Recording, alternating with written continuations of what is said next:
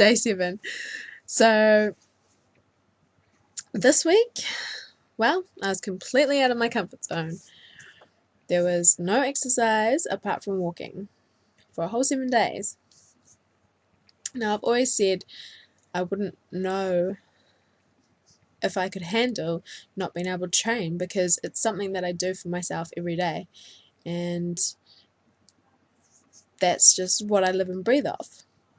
The energy that I get from working out and having that time and space to myself. But in reality, I wasn't being effective about it because I'd lost the balance. The balance to be able to have the right energy to be the best that I could be at every training that I did. And the world runs on balance. We have light and dark, mountains and valleys, hot and cold. So I was in a direct opposite to that, which is why I wasn't functioning like I should have been.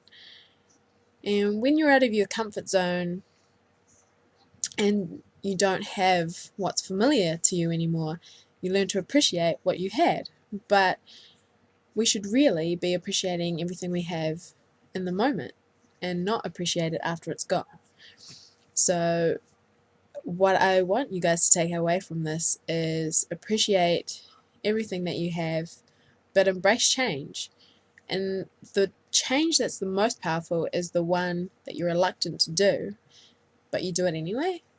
So that can be similar to some of you people out there who are struggling with their diet and trying to implement healthier changes in eating. Mine wasn't this case, but for you guys, some of you guys out there anyway, this is probably the hardest one for you and the most reluctant, because it's out of your comfort zone. You're not used to it, and probably scares you because it's unfamiliar. So I advise you to seek people who can educate you in the right direction and support you at the same time, because that's really, really important. So last night, as I'll mention in day 6, because I'm doing a Star Wars and going backwards, is that I went to a party last night and completely sober. And there was a lot of party food around, like cake, chips, and sausage rolls, and everything like that, and I didn't touch a piece. And it felt good to not touch a piece. Because, if you're at a party, sometimes you might, I might have a little nibble there, but I wasn't even tempted because I am on lockdown with this. This is giving this my all. And so why I say this on here is because I know some of you guys who are probably trying to make healthy changes in their life, that you probably go, oh no, one piece is okay, one piece is okay, one piece is okay. And then the next minute you've had 10 pieces. So one piece isn't really okay. Not in the beginning anyway. You need to get into your habits first and then be able to introduce those little things back in. So that's just something I'd like you to take away. So what we'll do is we'll now look at the week that was. Day 2. So yesterday I was feeling really good about the rest. Today, feeling crappy, feeling pretty tired. My concentration today when I was trying to do my work was poor. And I think that's my body's way of saying you've stopped, so now all my energy systems are catching up, so they're recovering, so using my energy that I'm putting into my body and through good food and the rest and things like that, it's repairing itself. And part of me today just wanted to go, to the gym and sweat it out. I, and then, you know, like,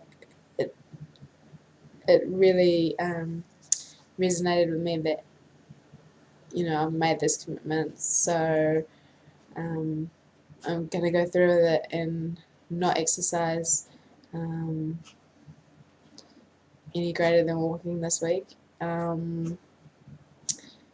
which is pretty hard thing, 7 days going from flat out to just walking for an hour during the day. But I've also posted up, or will be posting up, sorry, a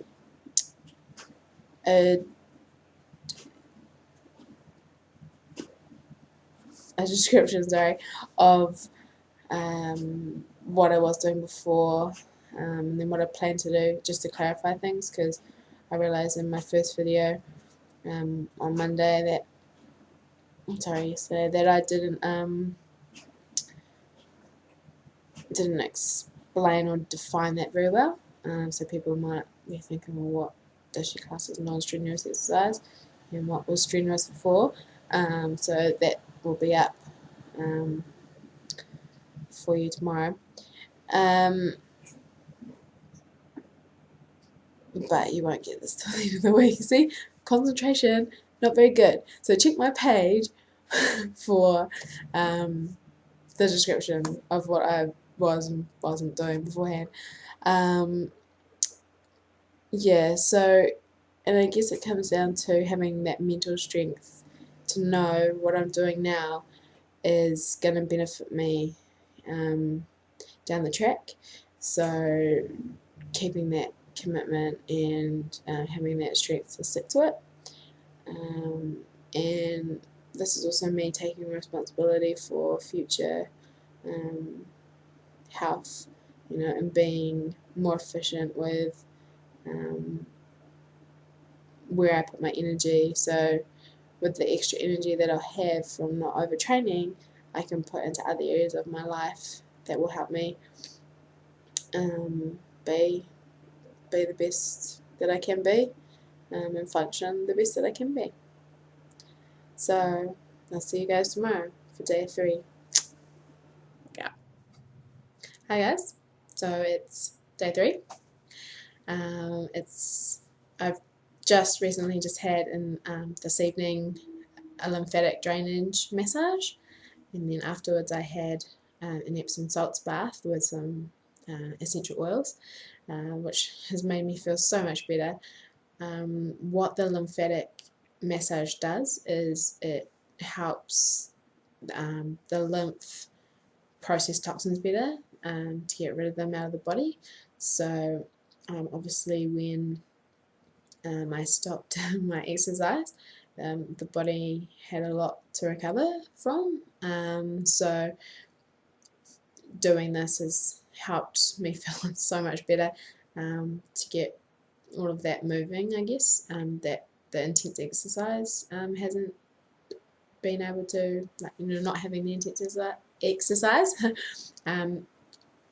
was able to do beforehand, and get things moving out of the body and things, which then with the Epsom salts bath, Epsom salts is made out of magnesium, and magnesium helps relax the muscles and also helps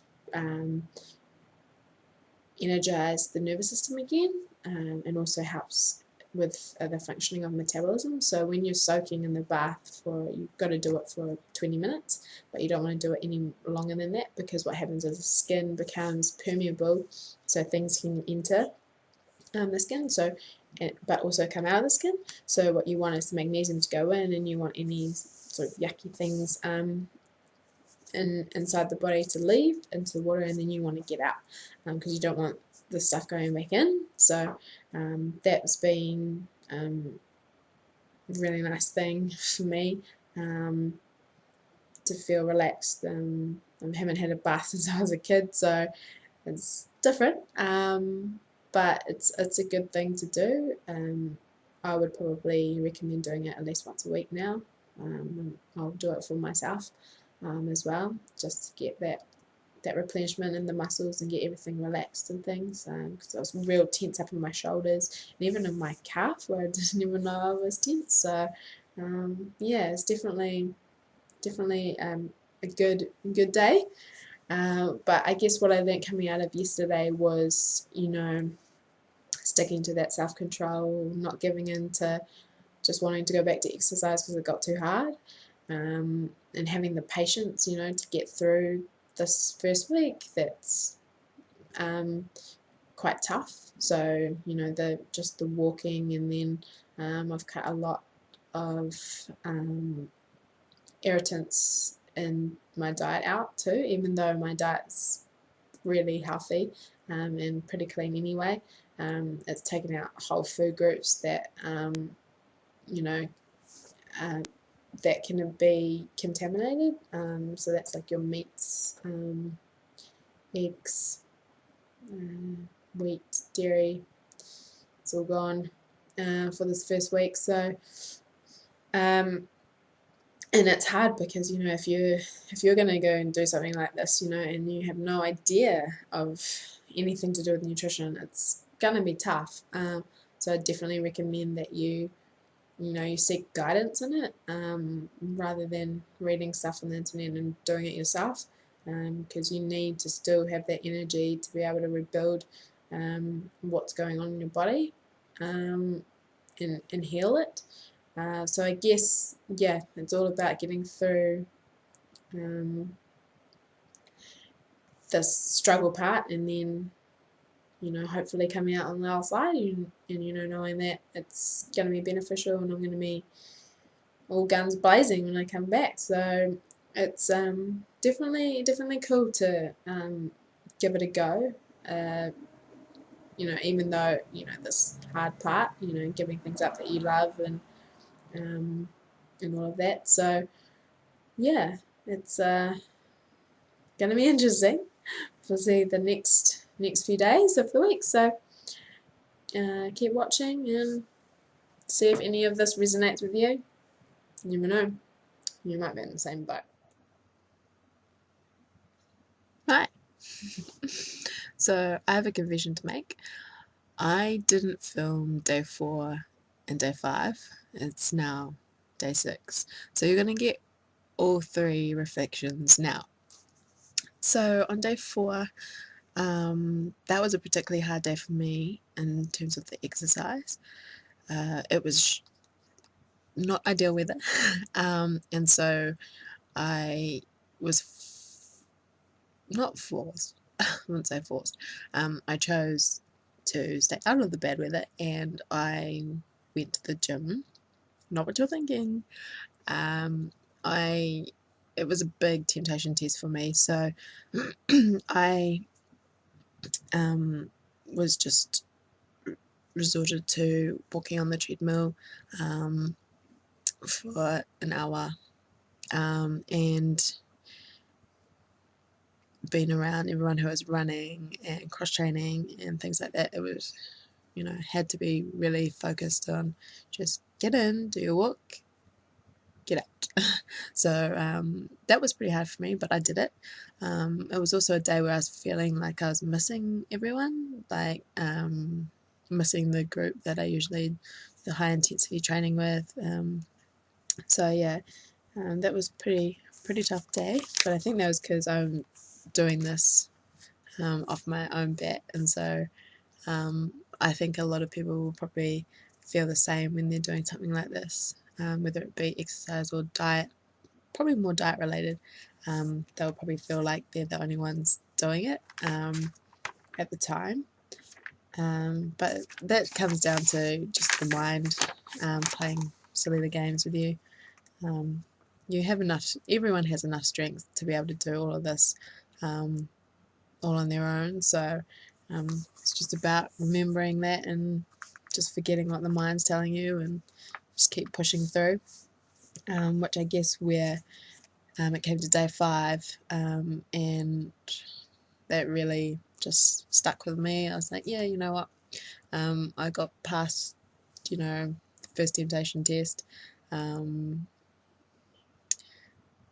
it's you've come this far. It's 5 days. I know I've got 2.5, no, just under 2 weeks, sorry, just over 2 weeks to go. But yeah, it's definitely something I know I'll be able to stick with for the next parts of it, just because I've come over the hardest part. It's but I guess for me, the nutrition side of things, it was easy, apart from craving foods that I would normally eat that I couldn't have, like eggs. Most people crave chocolate. I craved eggs. So yeah, apart from those little things, which I get to bring back in next week. So, it's those sorts of silly little things where your mind's like, oh, I really want this, but it's a week. Like, you can go without a week. It's those silly little things that we forget about, that we know we can push through, but we just so stuck on wanting things now that we fail to see the light at the end of the tunnel, whereas it's not all that bad. So I think there's definitely something like we all fall to. So yeah, it's one of those things where you just got to keep pushing on and don't give up and be stronger than what your mind's telling you, because of all the good things that are going to come out of it. Like, I know at the end of these 3 weeks that I'm just going to be so full of energy that I'm going to come back fighting fit. And I guess today is day 6. It's Saturday night. I've been invited to a birthday party, so it's going to be interesting. I've been geeing myself up, you've got the energy to do this, and really I just want to tuck up in bed. It's so cold outside too, but this is like, I want to go out, so I'm going to go out. It's just going to be interesting because I'll be around everyone else who's drinking. Not that I drink anyway, really, only on the odd occasion I have a big blowout. It's usually a doozy. But yeah, apart from that, it's going to be interesting to see how I last. I'll probably be home quite early, but I promise to give you a recount tomorrow. Day 7, last day of the toughest week, and then roll on Monday. Alright, night guys, I'm back. So if you could pay attention long enough to that long video, I'd just like to say thanks for watching and supporting week 1. I'll be back to report with week 2 and week 3. Week 2 starts tomorrow and I get eggs back. So what I'll do next week is just do a synopsis at the end of the week, just so you guys aren't full of a long video. But I thought it was important to get detail of week 1, because I knew that was going to be the hardest. So thanks for watching. Night.